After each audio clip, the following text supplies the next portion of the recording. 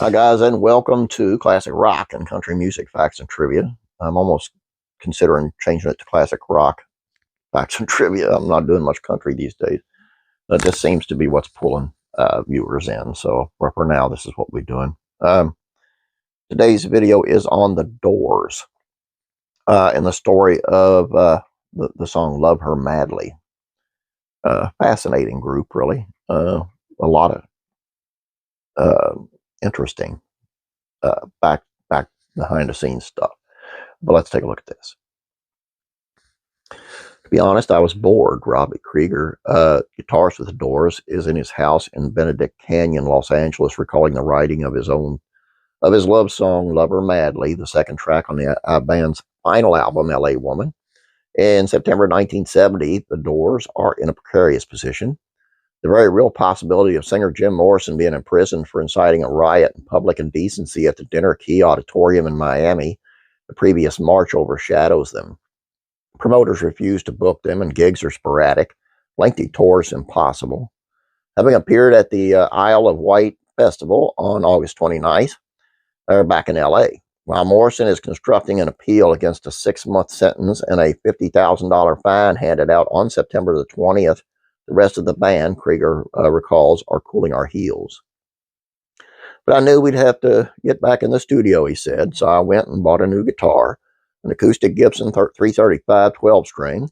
One day I was strumming the new purchase, and I stumbled over a nice riff and some shuffle chords, and Love Her Madly started to take shape. Writing lyrics was not difficult for Krieger, who wrote 25% of the words and at least 75% of the music for the Doors. Light My Fire, their #1 hit, was his, with a funeral pyre interjection from Jim. He also wrote Your Lost Little Girl and Love Me 2 Times for the Strange Days albums. Wintertime, Lovin' Yes, The River Knows, On Waiting for the Sun, and all 4 singles taken from '69's A Soft Parade. There was Touch Me at #3 in the U.S., and Morrison disliked, as well as Wishful Sin, Tell All the People, another Morrison yuck, Runnin' Blue. Despite Miami, we weren't in decline, Krieger says, the Doors of late 1970. The Morrison Hotel album and Absolute Live sold well, but the trouble with Jim was that even when things were going good, he'd find a way to screw it up, and that was his job. It's mid-October, and Robbie has Love Her Madly in decent shape. Usually all the songs are about the 4 elements: fire, air, water, earth. This one wasn't typically for me. Lyrically, I fixed on the idea of a guy whose girlfriend is an obsession, but she keeps on walking out and giving him the runaround. That was me. I wrote about Lynn, now my wife. Lynn Veers Krieger, the subject of Love Her Madly, was a go-go dancer from the New Jersey who met the Doors in New York in '67 at the Odine Discotheque, a place frequented by the Velvet Underground and Andy Warhol's factory crowd. She caught Morrison's eye when her falsie slipped out of her bra, and then they had a brief fling before she gravitated to Robbie. Lynn and Robbie were married in '72. Krieger didn't put Love Her Madly onto cassette. He didn't own one. I came into our workshop on La Cienega and sung them the song. It was a bluesy, almost folk rock thing that Arthur Lee and Love could have done.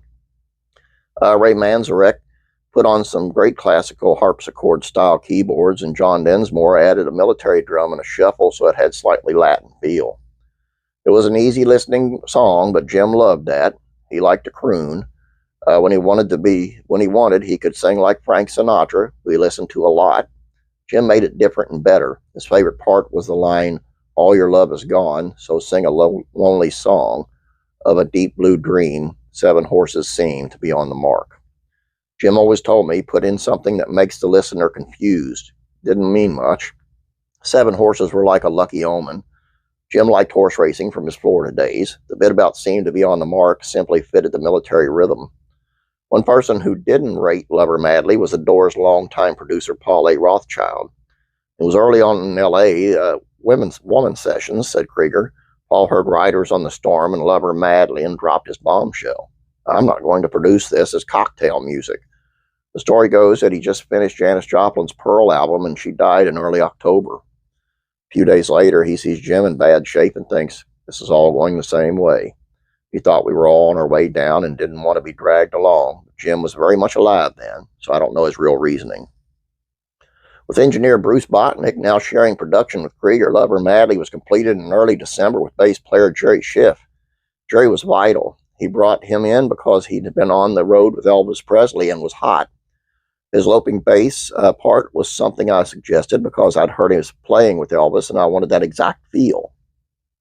When the Doors delivered the finished L.A. Woman album to Elektra Records in early '71, boss Jack Halsman told them Lover Madly would be the first single. Wasn't too happy about that because I thought it was way too commercial, Robbie said. I wanted Riders on the Storm. It had more impact. But Halsman said no, FM radio was starting to get big and this will sound terrific. He was right.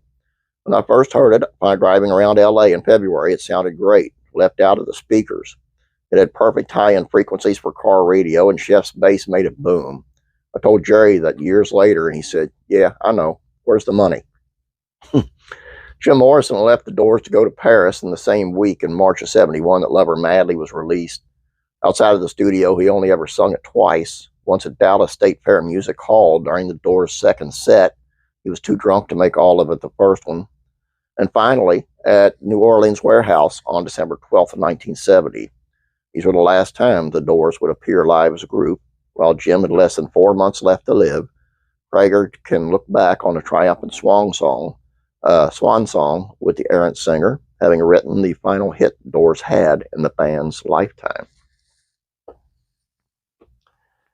Like I say, the Doors have a very interesting backstory on dang near everything, just because of how, I don't want to say crazy, but when you got musical genius, they tend to, eccentric, how's that for a word? And Morrison was a very eccentric guy. And had he lived and gone on the road he was going, he would have wound up in prison sooner or later. It's sad. I mean, he was, the guy could have been a whole lot bigger than he was and could have led a hell of a lot better life than he did.